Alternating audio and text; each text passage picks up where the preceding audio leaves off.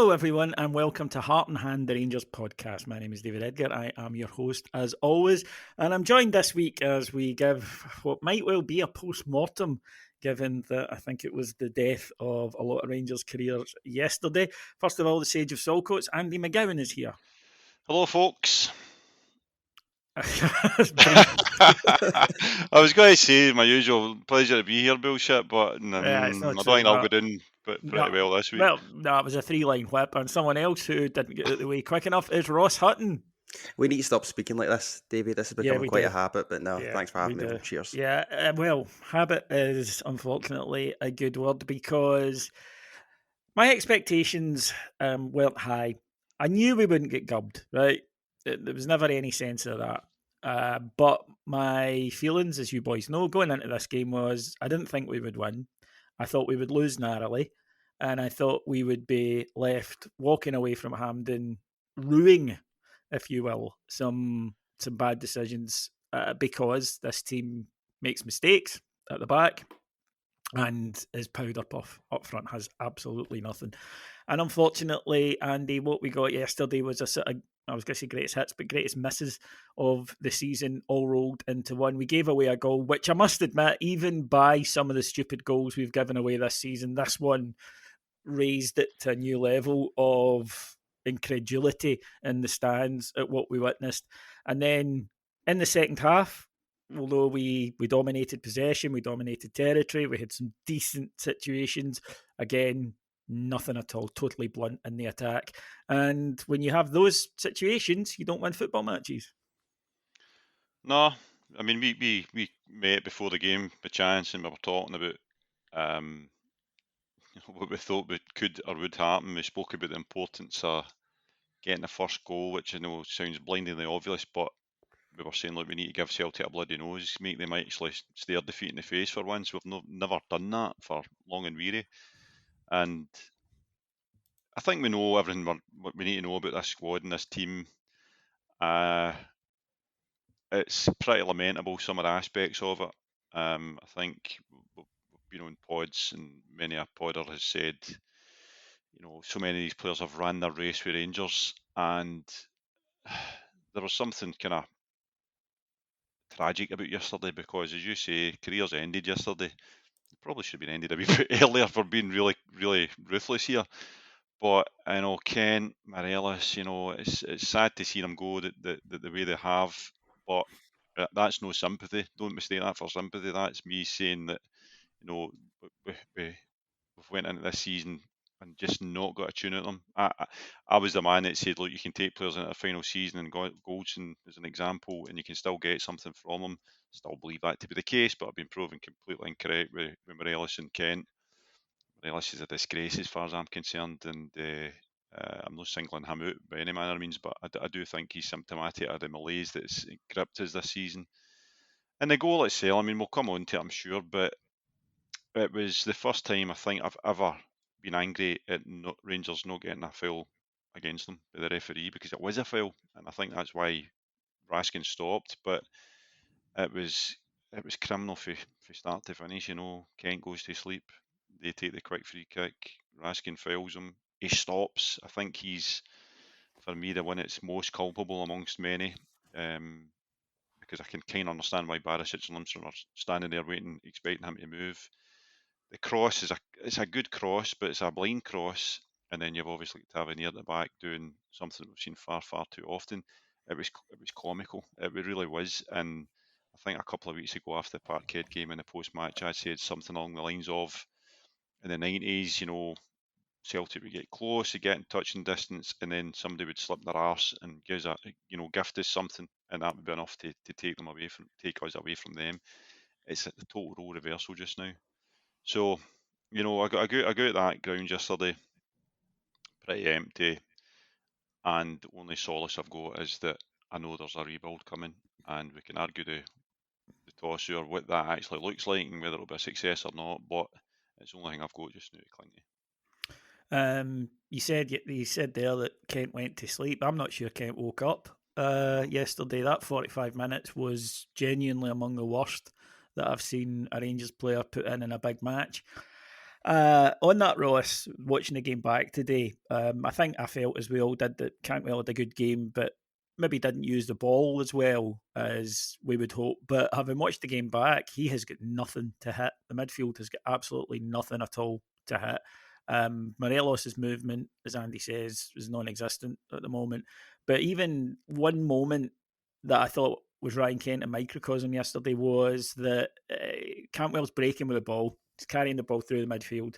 Now, Kent can either go inside him to give him the chance to slip a through ball, or he can go outside him to give him the chance to play a 1-2 or go wide or whatever. He does neither. He tucks in behind Todd Cantwell. And I thought, oh, right. And then later on, a very similar thing occurs, and it happens with Barisic as well. He was awful. That's hiding, and that's something I've never accused Ryan Kent of before.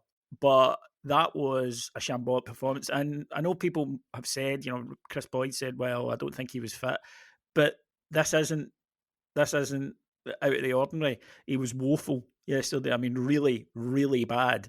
And unfortunately, it set the tone for the front players. There was nothing, absolutely nothing. We didn't hold the ball up there. It didn't stick, didn't win headers, so we couldn't really play long because it just came straight back. When we went wide, Kent and then Tillman in the first half, Sakala in the second, didn't provide us with anything at all. And you're trying to, you're trying to break the doors down with a bit of paper, and that's what it felt like yesterday. Yeah, on the point on Todd Cantwell, it doesn't really matter whether your name's Todd Cantwell or your name's Kevin De Bruyne. If you've got nothing to hit in front of you, you've got nothing to hit in front of you. There was plenty of instances where that was noticeable, even at the game yesterday as well, where we would get the ball, and it wasn't just Cantwell, to be fair. Maybe Lundstrom would get the ball to feet, Raskin would turn on the ball, and there'd be nobody moving off of them. You can't really score many goals in football if you don't have forwards who are willing to do the running. That's just a staple of the game. So you're already self-limiting in that sense of its own. And you're right as well, because when we are resorting to long balls, which we did arguably too often yesterday, you could probably make that accusation of the League Cup final as well. If nothing's sticking, if you're not winning knockdowns and winning second balls off the back of it, you're just putting yourself under waves and waves of relentless pressure. You're not giving yourself any opportunity to actually go and get up the park. So that's one problem. And then, like you say, when you're actually in the position where you do win those second balls in the rare moments that we did, so if you've got nothing to hit in front of you, then what you do, you're launching it long again, even further, and gifting possession back, or you're turning backwards and just messing about with the ball in positions that aren't going to hurt Celtic, and that's a theme of this side. The point on Ryan Kent, listen, we don't want to come here and throw Ryan Kent under the bus. I think for the money we paid for Ryan Kent, for what he's given us in big games before in Europe, indeed what he has done against Celtic, I do genuinely think he's been a good servant for Rangers, but you're right, he has never hid before, which is why it makes it so galling and so noticeable, even to the naked eye, when he does hide.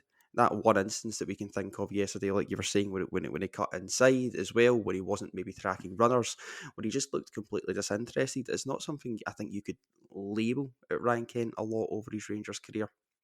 In fact, it's been the opposite. How many times have we said that he plays like he has the weight of the world on his shoulders, as if he cares too much?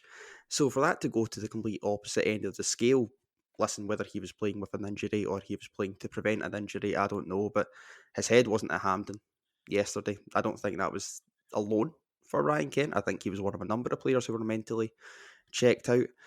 But you're right, it's when you're in a position where you're not giving yourself the opportunity to actually hit forwards in dangerous areas, then you're not going to score very many goals in football. And that's part of the reason why we don't win in these big games, is that we don't have forwards who are willing to make those clinical or decisive runs. We'll come to talk about one instance in a moment, I'm sure. And we don't have midfield who can hit them, because they don't exist, pretty much. And it's a shame, because, like I say, these players have done a good turn for Rangers. You mentioned Kent there, Morelos. They are good footballers. They will go on to have good careers, and I do wish them well in that. But I don't ever want to see them in the Rangers jersey again. I think I'm like a lot of fans, in the sense that I am just so done with them now. And it's a shame that this is the way their Rangers careers are coming to an end, because for the service they have given us, they probably do deserve better than that. But this is a problem of their own making, unfortunately. Yeah, I disagree slightly. I think that Kent might go on and have a respectable enough career from here. I think Morelos is I don't think he's in love with being a footballer anymore. I To be think I honest. think David. I think he'll find a good level somewhere. I mean, there's Oh plenty no, of teams in he'll Europe get a that, good he'll get a yeah, good move. That's a different thing. He'll get a good move and he'll make money. But I have zero doubts that we'll be looking back in Alfie's career and went, yeah, we had the best of him. Because I think that the sacrifices you need to make to be at your very best as a professional footballer, and Alfie just currently isn't. And unless that changes, I just don't. I don't see it happening. But we mentioned the goal there, Andy, and the manager spoke about this afterwards, where he said that it's the kind of stupid mistake that the team has made all season. And there comes a point after a while where, right, okay, one's fair enough, 2, 3, it's a carelessness. When it does happen regularly in these games, then it's a quality issue, surely. I don't think there's any down. I mean, the issues since Beale took over have not really been tactics. I think the tactics have been pretty much where they needed to be and gave us a fighting chance compared to what we were watching beforehand. Total capitulations, the issue lies with personnel and the quality within that personnel. And by quality, I mean every type of quality: concentration, diligence, defensive, attacking, on the ball, everything. And that is the difference between the two teams just now. I think there's a wee bit more than that. I think they're embedded. They've got the wind behind their sails. They've no injuries. So there was always an inevitability about it, because I'm watching the clock and I'm like, right, get to half time. We're still well in this, and there was more to come for the team. I think there was still, it wasn't as if we'd emptied ourselves in the first half, and I don't think Celtic were. They weren't really troubling us. It wasn't like there was an Alamo in the goals. Gregor had one save, maybe two saves. I think they had a couple of set pieces, and then that happens, and it's when things like that happen, it can it not only skewers the crowd, right? So the fans are like, what have we just witnessed? What is that? It was so unlike anything that we've been used to growing up in terms of the stoic defensive rearguard that we've always enjoyed for a lot of our, at least me and you, Davey, a lot of our times watching Rangers. It was just laughable. And then you're like, well, there's the first goal went out the window. The thing that we knew we'd been talking about, and we knew was so important at any Old Firm game, but really this time. And again, we're like, can we come back? Well, maybe. So it is personnel, Davey. This is why, in inverted commas, the rebuild is my solace, because I do think that there'll be major changes, and I take comfort for the fact that Todd Cantwell and Raskin, if that's the kind of calibre of player we're going for, I don't think we'll be too far away, because the one thing I would like to kind of puncture and attack from my own point of view is that we kind of build Celtic up to be unassailable, and this for me is not the case. The team has been well assembled. I think they've had a bit of luck. It's been players that their managers obviously knew and recognised and understood, and they've gelled very well, and they've got a very clear identity. But in terms of level of player, I don't think we should be looking. It's not as if they're sitting there with Laudrup and Gascoigne like we had in days gone by. No, they could not go out and find their own Laudrup and Gascoigne because it was financially impossible. So we can attain the level of players that they have currently got. And I go back to the point about tactics. I'm relatively comfortable that Beale can coach them into a team that is capable of competing and winning titles. I'm pretty convicted in that. And I know folk will be listening saying, well, you're just sunny side up all the time. And I am. But it's born out of something that I can see. I think we'll lose. I think we'll lose the best part of 150 to 200 grand a week in the wage bill, Davy. Easy. And if you then look at what you can get for that on a weekly basis, whether it's Bosman or signings, then you can rebuild, and you can mould a team that's worthy of Rangers. And I think Beale has a very clear plan, and it might be that Ross Wilson disappearing is a blessing in disguise at this moment in time, and that Beale gets even more autonomy than he would ever have had if that hadn't taken place.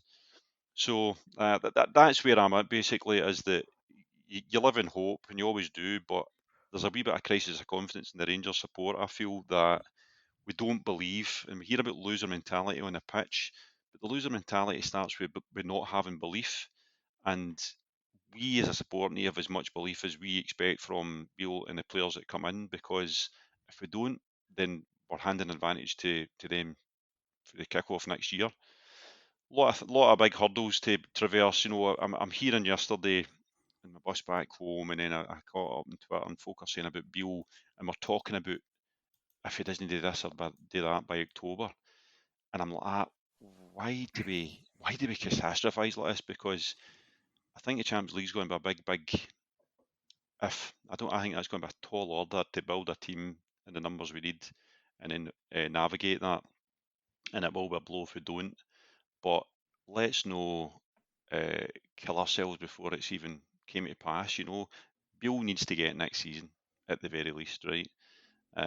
He So will, barring an absolute ah, disaster, he will. And I think people need to get that like in focus rather than saying, right, well, I think we should do that, because it's not going to happen. I mean, you can think it absolutely and you can express that, but it isn't going to happen. He's going to be there.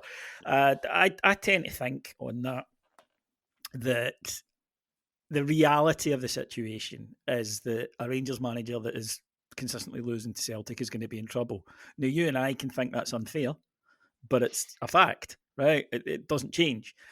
I would kind of argue that he didn't have a particularly strong hand this year, and he's done all right. He hasn't done well, and he hasn't done badly. He's done all right.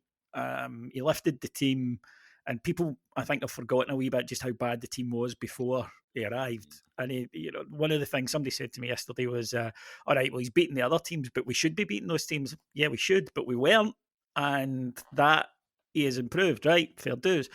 But then it's the next step, and I don't believe that you can take the next step. And one of the things that we throw a lot around, Ross, is things like passion. And yesterday people were saying to me, they don't care, and you could see that. It was like some of them, I think you're fair enough, aren't committed, but a lot of them, the effort was there, the energy was there, the ability wasn't. That's the theme of the season, isn't it? Listen, over the course of a season, because this is bigger than just yesterday, isn't it? We wouldn't be sitting here having these kind of morbid discussions if it was off the back of one defeat. If we were having some kind of vintage season, that's not the case. This is over the course of a piece here. And over the course of the piece, I don't believe that players have been mentally checked out all season, not all of them. At least I don't think Glenn Kamara, for example's head or heart has been in it. But I think in the main, the players, they've tried, they have put themselves about, especially yesterday. The effort was there for the most part. And again, of course, through the length of the season, the effort has been there. The application, I don't think, is really something that I've questioned. The ability is. But again, that's nothing new. This is the problem I'm having today, David. I'm struggling to come up with new ways to describe old problems that we've done ad nauseum on here before. And that is the key difference between Rangers and Celtic as of right now.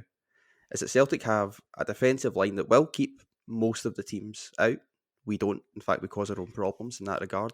And they have a forward line that will put other teams to bed, and we don't, because we cause our own problems in that regard and don't take our opportunities when they come. And until that changes, you're not going to get any level of great consistency or any level of great success. And that is just the long and short of it there. You're talking about Michael Beale and possibly being in any kind of bother with fans if we don't start well next season. This is always the problem and always the worry when you bring a manager in midway through a season, is regardless of how unfair it potentially is, and it probably is incredibly unfair, if people start to get even a micro doubt in their head, if you don't start like an absolute house on fire the season afterwards, those doubts just come to the fore again. And listen, I think it would be incredibly unfair in the main to throw those old firm games in his face, because bar the League Cup final, and people might disagree with me, that's absolutely fine, but bar the League Cup final, I don't really think they've been down to him. He's trying to do the best he can with a really, really poor hand of cards that he's been dealt. The much bigger picture will come next season. I agree with Andy. Coincidentally, I think qualifying for the Champions League is an incredibly tall order with the level of rebuild that we need to go through. But again, if we don't make that, that's going to be another thing that people throw in his face. And the other problem that Michael Beale has is the timescale for delivery has been significantly altered by what Postecoglou done with Celtic. I think the nuances of that situation, if people really wanted to look into them, would say that, okay, fine, a lot of chips had to fall in exactly the right place for Celtic to go and win the league last season. their squad gelled in a freakishly short space of time. That doesn't happen really ever with a rebuild of the size that they had, the kind of rebuild that we have now. Our manager left, so you had a level of disruption there. We regressed in the league. There was a whole host of things that went in their favour, but that doesn't matter because people will only look and say, well, they done it, so you need to as well. And I think that's entirely unfair. If we really do It's trust Beale, Glasgow, though. that's the reality of the That's the goldfish bowl that we reality live of the in. But situation, if yeah. what I'm going to say is, if we really trust Beale in the way that I think most of us do, I trust Beale to get this rebuild right. For example, I think I've seen enough. He's made a really poor team consistent, which was my biggest issue over and above the old firm. So just get yourself into a point where they are going to be title deciders, which we weren't doing, because you're right, we weren't beating the rest of the dross in the league, and that was my first and foremost issue with this Rangers team. The old firms, we can deal with them in a minute if you get yourself into a position to make them count, which we've not done. So he's shown that he can do that. He can coach a team to be consistent against the rest. Right? Okay, that's a big plus point for me. But if we really, as fans, trust Beale in the way that we say we do, you're going to have to give him time to get it right, because I don't think this rebuild is over and done in one summer. I don't think you can do it with the level of player that we need to bring in and the amount of players we need to bring in. It's just not possible unless some freaky amount of stars align, like I say. So I'm preaching patience a wee bit here, which is quite difficult to do in the aftermath of not just yesterday, but in the aftermath of one of the worst seasons I think we've witnessed as Rangers fans. But it needs to happen, because, my God, if we're sitting on the 1st of May next year, David, and Michael Beale is not the manager, I dread to think how far back we'll have been set. Well, that's the thing about rebuild. You've got to give the guy who did it time, but we look at what happened with Pedro. That's the concern as well, that this is going to happen. And I think Beale's a significantly better manager, incidentally, so I don't have that degree of apprehension. But it's a cautionary tale that isn't that far for us to go and to look at. I think the other thing, Andy, in terms of just on the manager before we go back to the players, is that somebody said to me, "Well, this is what happens when you get an untried or an untested manager." And I thought, yeah, it's fair enough. We have done that the last couple of seasons, but the problem is, and again, it's this gap I think between how we see ourselves and how Scottish football is that the market for experienced managers we're dealing in is not a good one, and some of the names that get bandied about for up here are totally unrealistic. People do not want to come and manage in Scotland. I said this to somebody and he replied to me, "Well, David, but what about European football? That's got to be a draw." I said, "Aye, for some managers, but if a manager can go to the English Premiership, he'd rather go there than play up here as a Champions League also ran or in the Europa League. That's a fact. That's it. They want to be there. They want to be in that league. So we are going to have to be hiring probably coaches on the way up, because otherwise it's going to be coaches on the way down or coaches that don't have huge levels of ability. You even need to look at Celtic. They've done very well. They got very lucky with Postecoglou. But let's be honest, when they brought him in, their fans weren't exactly cartwheeling down the street saying, "What a great name we've brought in here." There has to be a realistic understanding of what Scottish football is in 2023, and I'm just not sure there is. Well, this is where and this isn't a pure me, but this is where I get caught in the crossfire, because I preach perspective, and I don't think we like it, to be quite honest with you. I mean, the truth of the matter is that we are in the exact same market now as Celtic.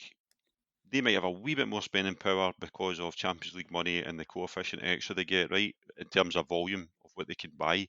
But they're not going to go much higher than what we would go in terms of purchasing players. I still think 2, 3, 4 million is their ballpark, and I think for us it's the same. We've probably got a wee bit more emphasis on the Bosman side of things because of uh, the financial fair play thing that's coming in, and the fact we've got a wee spotlight on us. So we're now at a stage where we're out of the 2012 chasm. We've effectively caught up with them in most regards, bar a couple that still handicap us, and it's undeniable, right? And it probably handicaps us. Well, last year we get 6 million coefficient money for Champions League, we get 1.2 or something. So it's no inconsiderable in the grand scheme of things when you talk about the comparisons.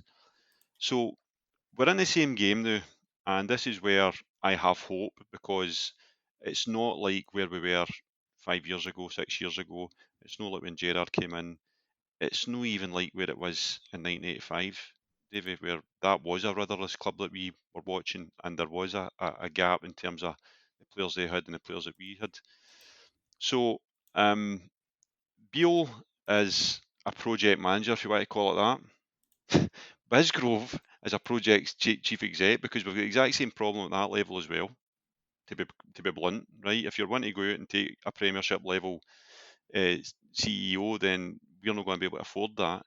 So we have to be a wee bit more inventive and out the box thinking. And I think we look towards Scandinavian clubs, the best of Holland, that kind of thing. They try to do the same. We've got to develop talent at every single level of our club now. And it's something that we've been crying out for a long time. And now we've got to that stage where we actually have to be doing it due to financial constraints and the way the football world has changed. I don't think a lot of our I don't want to say the support, but I just think mindset hasn't moved forward. I still think we can go out and buy players and all the rest of it and attract big managers. It's not the case. I mean, we were linked to Dyche there. I don't know if that was realistic. You might know more than me, Davey, but Deitch, Rangers preliminary talks. I'll give you 2 examples. Eddie Howe, aha, Celtic, and Sean Dyche, Rangers. Where Deitch, very polite, says, "Yeah, big job, but I'm going to get an English Premier job. yeah, I'm going to hold on." And that was before it even got to wages. And he's on, I think, something like 90 grand a week at Everton. yeah, Eddie Howe, of course, strung Celtic along, waited, and then got his move to Newcastle. But that's the thing, right? Guys are not coming out. You might get a rebuild manager, like Celtic did with Brendan Rodgers. But again, that if that's the case, then there's a reason they're coming here as slightly damaged goods. That's the point. You're not going to get top guys, unfortunately. But as I say, this is for a future date because it's a redundant conversation. He isn't going anywhere at the moment. He mentioned yesterday, Ross, as many as a dozen in and a dozen out was put to him by Stevie from Four Lads. And he said, yeah, but that's kind of the ballpark figure type thing. I think that one of the bugbears that some fans have is that he talks too much, which he does. Right? He's too open, and that he contradicts himself, which he does. I think part of that is that if you look at what we're used to in terms of press conferences, the happy medium was Gerrard. Gio didn't say anything ever, right? Was so closed, just didn't. Beale is too open. He's too honest. Gerrard very carefully thought out what he wanted to say because the reason is, for example, people are saying, well, he said a few weeks ago he was keeping, and he said earlier in the season he believed in these players. Well, of course he said that. What did you expect him to say? He needed these players to try and win games. He's not going to say in February, they're rotten and I'm getting rid of, with 4 months of season to go. That he's not. Football managers sometimes don't tell the truth. And I think we've got to be, big grown-ups about it. But because of the vault farces and the changes around, that when things aren't going well, people they get fed up hearing it, and you don't want to get yourself into a position. The example I always use is Roberto Martinez at Everton, but at the end of it, the fans were just utterly sick of his press conferences, etc. You've got to try and be careful. So it is something that I think young manager, when he gets to the end of the season and he needs to review, just to be a wee bit more cautious in what he's saying. As I say, Gerrard considered everything he said at a press conference. Gerrard, before it happened, sat down. Gio didn't. Gio sat, before a press conference, his aim was, I'm not saying anything. Gerrard would say, I want to say this. This is the message I want to get across. And it didn't matter what he was asked. That's what he would say. And I think that Beale needs to kind of try and learn from that a bit. Yeah, I agree completely because it's quite frustrating sitting here as a fan, and you and I are both sitting with press conferences with Michael Beale. I'd listen to him vacillate so wildly between different opinions one week to the next because, like you say, Stevie put to him yesterday about a dozen people. That's now over double the amount of players that he said a couple of weeks ago. And listen, you're right, football managers don't always tell the truth. I'm maybe in a minority when I say that we as fans also don't need to know absolutely everything that goes on behind closed doors. So maybe it's a case of be careful what you wish for, especially when one of the biggest criticisms levelled against Gio for off the park matters was he wasn't a very strong communicator. I always thought that was a wee bit harsh, but and I think initially when Michael Beale came in, a lot of fans thought was a bit of a breath of fresh air. I probably put myself into that. You're thinking, right, okay, he's being quite open and honest with the fans. And then it gets to a point where you're like, oh, maybe a wee bit too open and honest. And this is the problem, because I think you said it yesterday on the post-match stuff as well, David. Michael Beale can say these kind of things and maybe forget about it in the moment. Fans don't, especially when we're in a position where things aren't going our way. So next season, I would like him just to be a wee bit more canny. Circumspect. Oh, yes, precisely. A wee bit more canny, a wee bit more measured, a wee bit more thoughtful in terms of what he actually says at his press conferences, because it doesn't really help anyone. It doesn't make him look good either. And I don't think Michael Beale's in a position to be made not to look good. He's a clever man. He's an incredibly good coach. So just don't be daft with the things that you say. Don't give easy, cheap points away. Because you're right. See, when Gerrard wanted to go on the attack in a press conference, it was a measured attack. If he wanted to create a headline, it was a measured headline. It was all manufactured and done of his own doing. And listen, I like that a lot. It was good to watch. It was good theatre, if nothing else. Steven Gerrard's press conferences were always an entertaining and engaging watch, but for positive reasons. Now you're tuning into press conferences from Michael Beale worrying, is what he's saying this Monday wildly different to what he said the last Monday? And that shouldn't be the case. So like I say, if he just sits down over the summer, and he's another one who can reconsider just what he's saying, what he's bringing to the table at each press conference, I think a lot of fans would appreciate that. It's been difficult for him the past 5 months, because you would like to think in the future he's not going to be asked every week how many players are leaving his team. Yeah. Maybe genuinely he does change his opinion on that week to week. I I certainly think have. he's changed his opinion on some of them, right? I Well, do, well, and this is. I can't blame him for that, because I mean, you that, asked me 3 months ago would I keep Ryan Kent. I would have told you yes, and I've now yeah, went to the same, complete opposite end. So exactly the I same. don't mind opinions and facts changing when the facts change, but there are some things you're allowed to keep in house. Yeah, and I think that, as I say, Gerrard being the example. Now, remember, Gerrard had been in football since he was, what, 8? Media Right? trained to Media within an trained. inch Yeah, of his life. England but captain, Liverpool captain. You get all the media training in the world knew there. it. But Beale should Yeah, be learning but from that. Beale should be learning exactly, right? What Gerrard would do, as I say, there were times it didn't matter what you ask him, right? He would just give you the answer that he was wanting to give. And that's what you need to do as a manager. And you're right, it's just some things you need to It's keep in politics. house. It's politics. Politics. It is. And you just need to try and keep things. If there's no advantage to saying it, don't say it, is probably the rule, because everything does, by people like us, I admit it, we're not hypocrites here. It gets analysed because as a Rangers manager is such a huge part of our lives and such a huge thing in the landscape up here, that everything you do see does get analysed. But moving on then, Andy, your mate Sakala, I'm done. Sorry, right? And I know gets numbers, and he gets goals against other teams, and all the rest of it. I can't have a forward that I can't trust in big games. Sorry, I want some quality up there. I want guys I can rely on, and we've none, and we need 4 or 5. I totally agree. And the fact that we're trusting Sakala is the problem, because Sakala in a squad would contribute, right?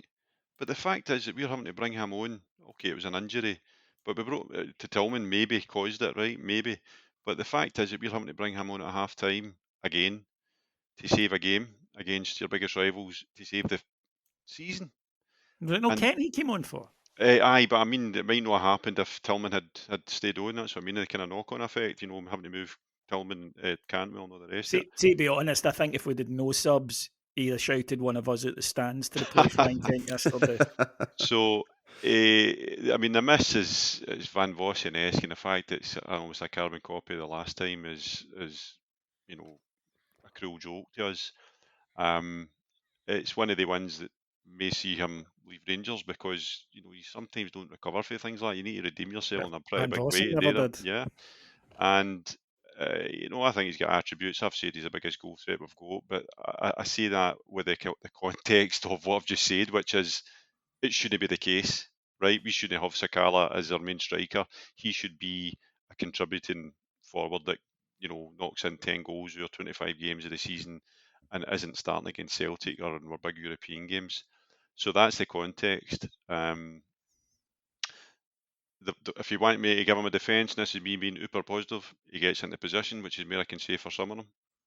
Morelos. Yeah, but I think that is part of the issue, that we've got guys who can do certain things, but not somebody who can do the complete package. And Yeah. the reason that Celtic have beat us these last 3 games is that they've got better forwards.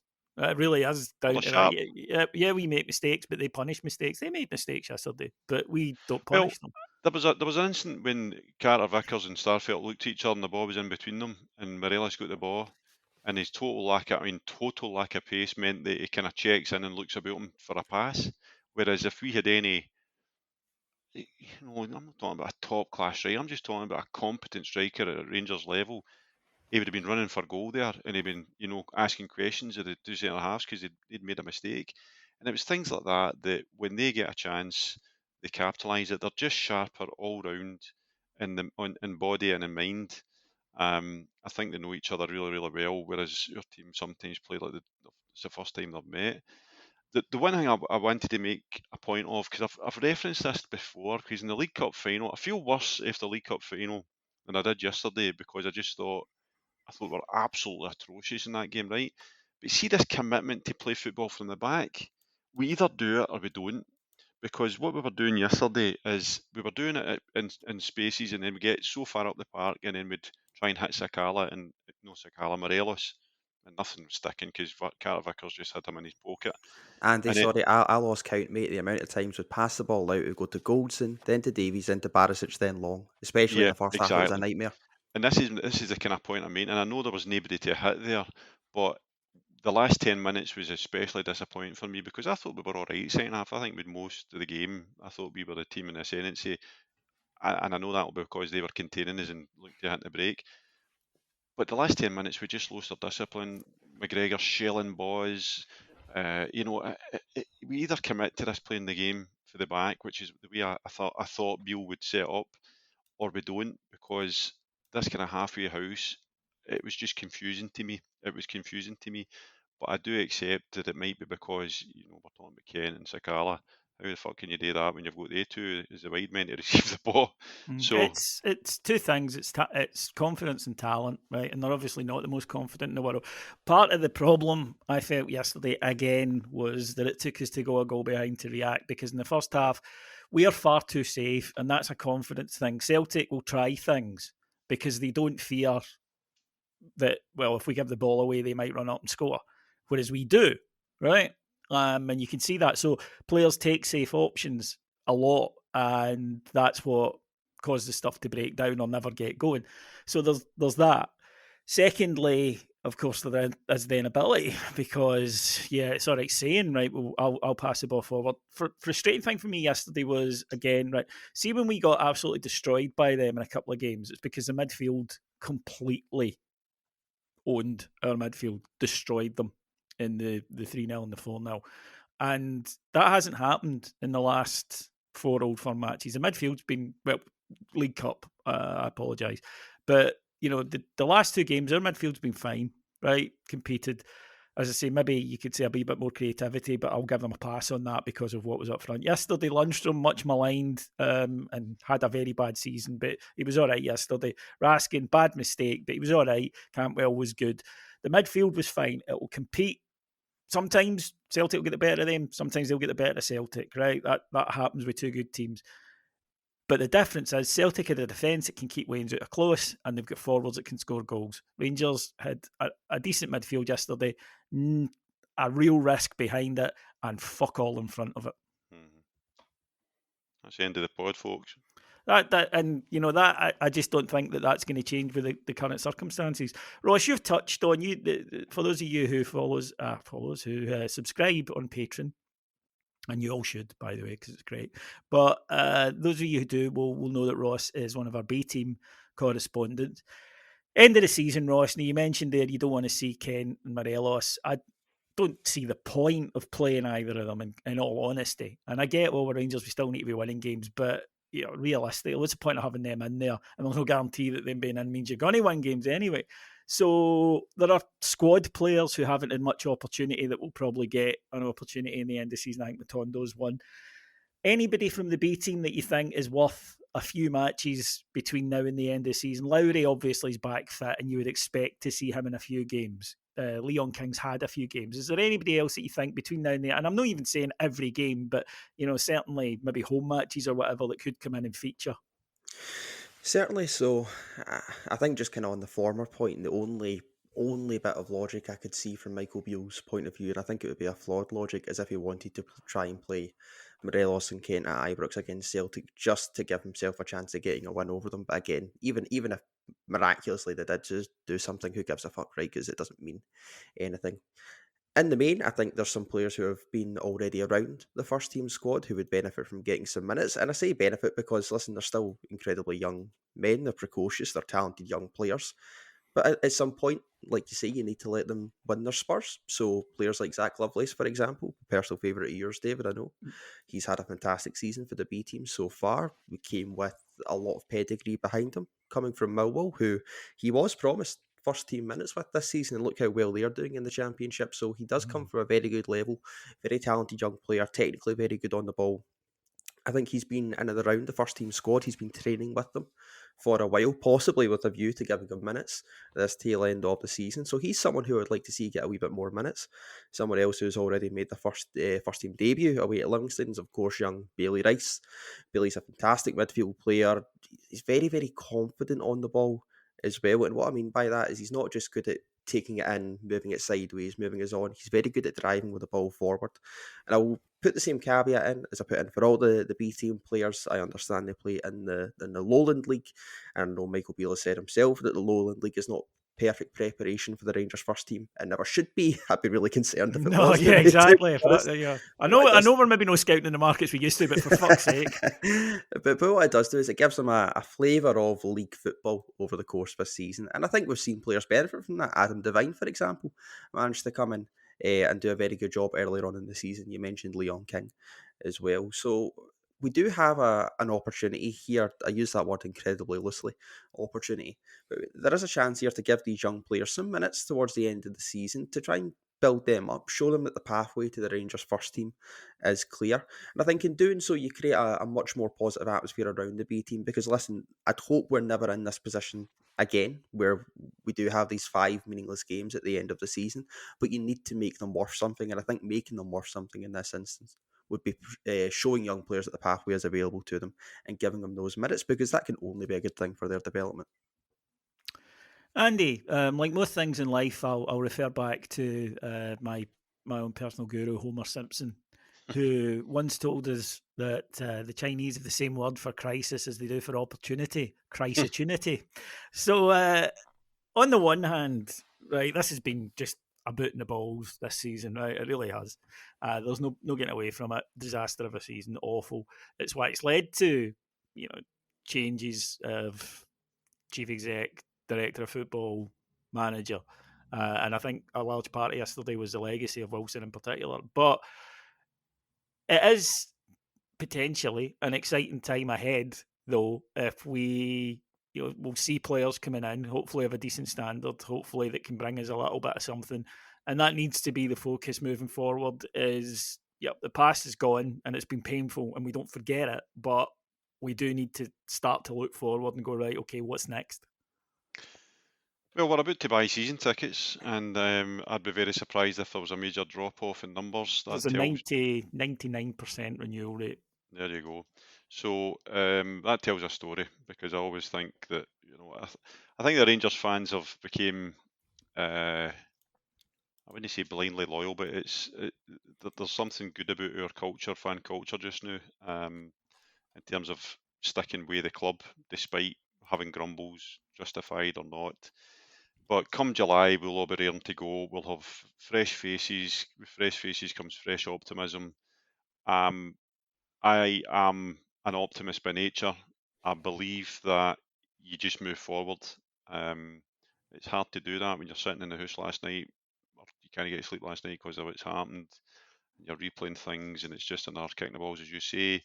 But you need to start with belief, and if we don't believe we can turn this round, and I take Ross's point about Postecoglou doing it so quickly, because I am very guilty of saying, well, try to tell me we can't do it. I don't think.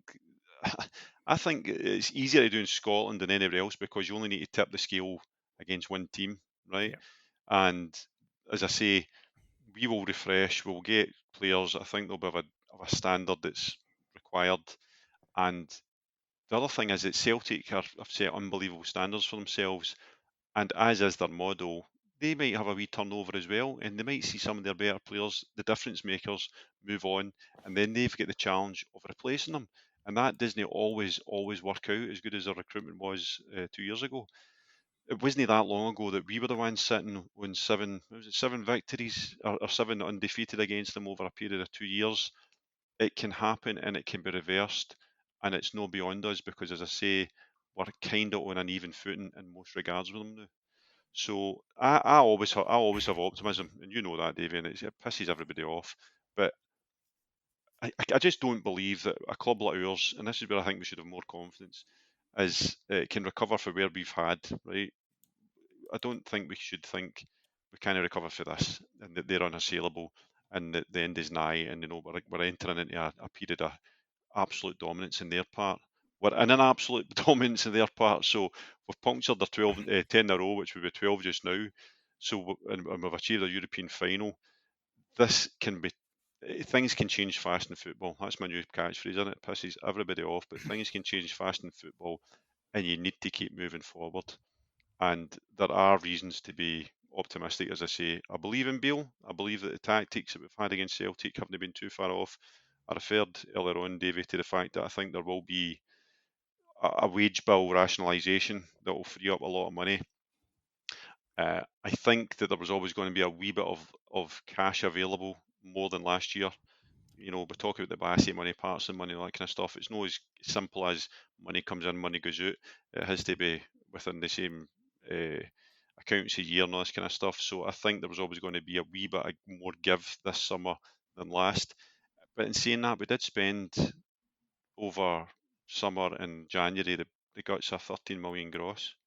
So we have had investment in a team. It's just not went to plan, and we have had a cursed season when it comes to injuries, because even a couple of the players, a couple of Lawrence and Aroof, would have made a difference to a couple of these games we played against Celtic. I'm not saying we'd be sitting here challenging for the title, but it would have made things a wee bit more palatable, I think, for in terms of results. So that's that. I mean, folk look to me and say, right, well, you're sunny side up, happy clapper. I am, but you've got to get on with it. We have come back, and we are Rangers in their standards, and we will not lose them. I think folk are fearing that we're losing standards, and we're kind of dipping to this second is acceptable. Yeah, but I don't think that's ever been the case. Never, ever. In the support or in the stands or in the director's room. I don't think that's ever been the case. It's just been circumstantial.